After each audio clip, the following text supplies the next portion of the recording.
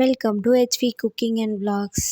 இப்போ நம்ம ஹைதராபாத் ஸ்டைலில் எறா பிரியாணி வந்து எப்படி செய்யலாம் சொல்லிட்டு நம்ம பார்க்கலாம்.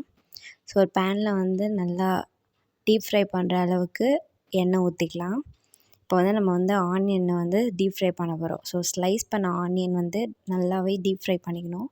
ஏன்னா ஹைதராபாத் பிரியாணிக்கு இந்த மெயின் இன்க்ரீடியன்ட் வந்து ஃப்ரைடு ஆனியன்ஸ் தான். ஸோ ஆனியன் வந்து நல்லாவே ஃப்ரை ஆகணும், பட் தீயக்கூடாது. நல்லா வந்து ரெட்டிஷ் ப்ரௌன் ஆகணும். இந்த மாதிரி ஆனதுக்கப்புறமா வந்து நம்ம இதை வந்து ஒரு பிளேட்டில் வந்து எடுத்து வச்சுக்கலாம். எடுத்து வச்சதுக்கப்புறமா ஒரு குக்கரில் வந்து கழுவி வச்ச எறா ஒரு 1/2 கிலோ, அதுக்கப்புறமா கரம் மசாலா, தனியாத்தூள்,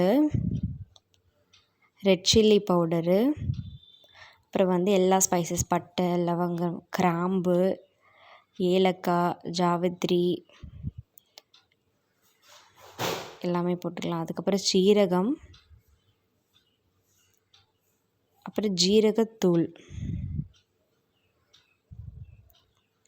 எல்லாமே ஆட் பண்ணி முடிச்சதுக்கப்புறமா இதில் வந்து கொஞ்சோண்டு ஃப்ரைடு ஆனியன்ஸ் வந்து சேர்த்துக்கலாம். அப்புறமா வந்து தயிர் 1 கப் அளவுக்கு சேர்த்துக்கலாம். அதுக்கப்புறமா வந்து ஒரு 2 டீஸ்பூன் அளவுக்கு ஜிஞ்சர் கார்லிக் பேஸ்ட் போட்டுக்கலாம். அப்புறமா கொஞ்சமாக வந்து ஒரு 1/2 லெமன் ஜூஸ், அதுக்கப்புறம் கொத்தமல்லி, புதினா ரெண்டுமே வந்து கட் பண்ணி வச்சுருக்கோம். ஸோ அதையும் சேர்த்துக்கலாம். சேர்த்துட்டு நம்ம ஆல்ரெடி வந்து ஃப்ரை பண்ணோம்ல அந்த எண்ணெய் இருக்குது. ஸோ அதுவும் கொஞ்சம் வந்து இதில் மேரினேட்காக சேர்த்துக்கலாம். அப்புறமா கொஞ்சமாக வந்து ஒரு 1/2 ஸ்பூன் வந்து கீ சேர்த்துக்கலாம். சேர்த்துட்டு இது எல்லாமே வந்து லைட்டாக கிளறிடலாம்.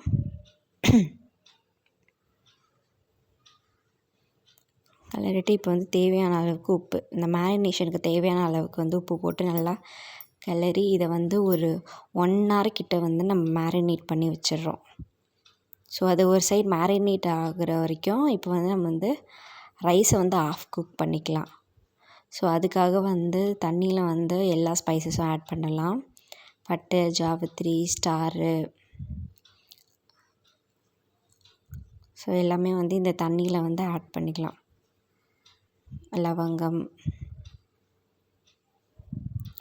அப்புறம் வந்து ஒரு 4 ஏலக்காய் இது எல்லாமே சேர்த்துட்டு கொஞ்சோண்டு வந்து புதினாவும் சேர்த்துக்கலாம்.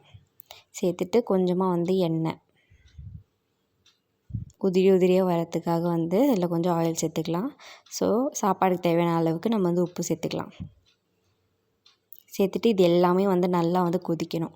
ஸோ இந்த மாதிரி கொதி வரும்போது வந்து நம்ம வந்து ரைஸ் போட்டுடலாம். ஆல்ரெடி ஒரு 10 minutes வந்து ரைஸை ஊற வச்சுருக்கோம்.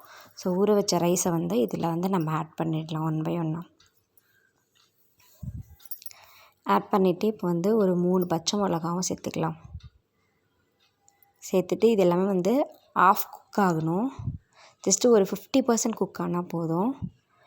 50% குக் ஆனதுக்கப்புறமா வந்து இதை வந்து நம்ம வடிகட்டிக்கலாம். சாப்பாடு வந்து ஒரு சைடு வந்து வடிகட்டி வச்சுக்கலாம்.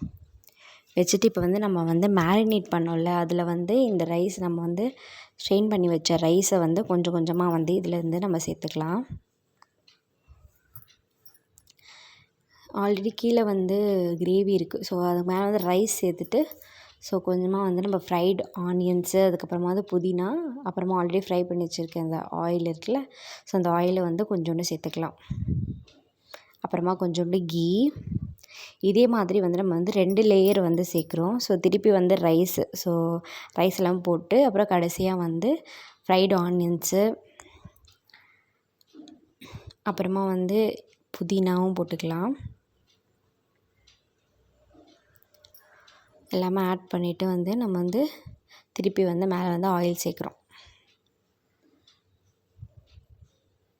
ஆயில் சேர்த்துட்டு அதே மாதிரி வந்து நம்ம வந்து ஒரு 1/2 ஸ்பூன் அளவுக்கு வந்து கீயும் வந்து சேர்த்துக்கலாம்.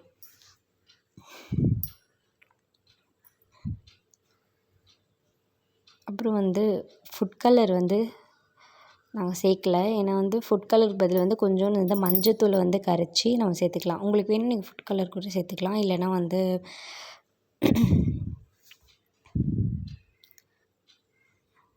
சேர்த்துட்டு அதுக்கப்புறமா வந்து நம்ம ஆல்ரெடி வந்து தண்ணி வடித்து வச்சுருக்கணும். ஸோ அந்த தண்ணியிலேருந்து ஒரு ஆஃப் கிளாஸ் வந்து அப்படியே சைடு வந்து சுற்றி ஃபுல்லாக வந்து ஊற்றிக்கணும்.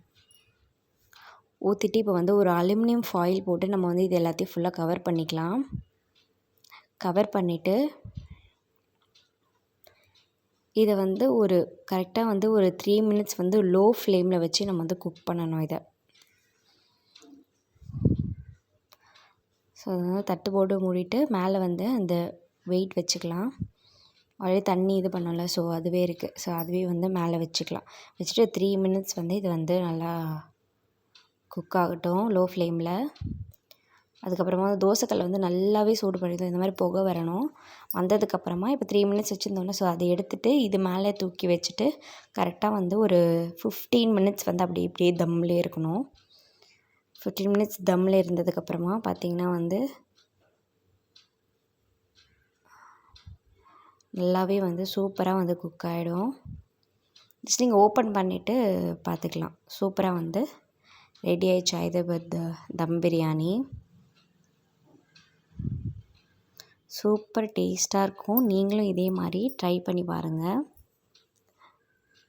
அவ்வளோதான், சர்வ் பண்ணியாச்சு, ரெடி டு ஈட். ஸோ நீங்களும் ட்ரை பண்ணுங்கள். தேங்க்ஸ் ஃபார் வாட்சிங். சப்ஸ்கிரைப் பண்ணிக்கோங்க. பாய்.